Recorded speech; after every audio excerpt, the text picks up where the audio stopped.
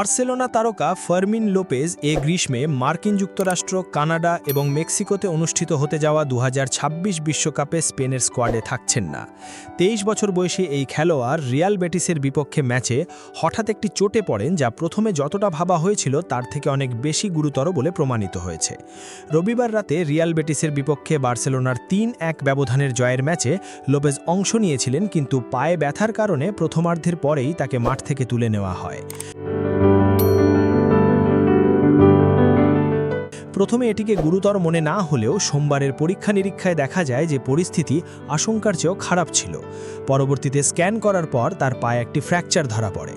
Mundo ডেপোর্তিভোর প্রতিবেদন অনুযায়ী স্ক্যানে তার ডান পায়ের 5ম মেটাটার্সাল হাড়ে ফ্র্যাকচার ধরা পড়েছে, যা ঠিক করার জন্য অস্ত্রোপচারের প্রয়োজন হবে। এই সমস্যা কাটিয়ে উঠতে তিনি মঙ্গলবারই তার অস্ত্রোপচার হবার কথা রয়েছে। তবে এর অর্থ এই যে এই গ্রীষ্মের বিশ্বকাপে তিনি অংশ নিতে পারবেন না। অথচ লুইস দে লা ফুয়েন্তের স্কোয়াডের একটি গুরুত্বপূর্ণ অংশ হিসেবে তাকে বিবেচনা করা হচ্ছিল।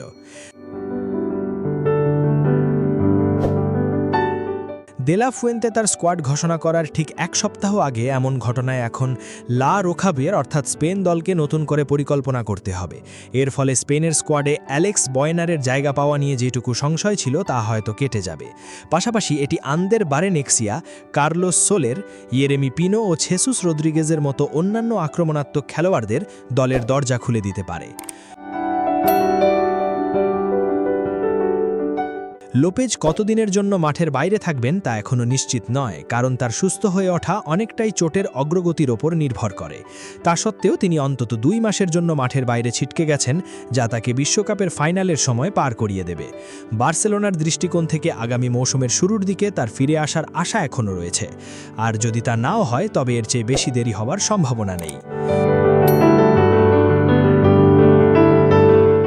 লাইক এবং সাবস্ক্রাইব করুন স্পোর্টস বাংলা আপডেট।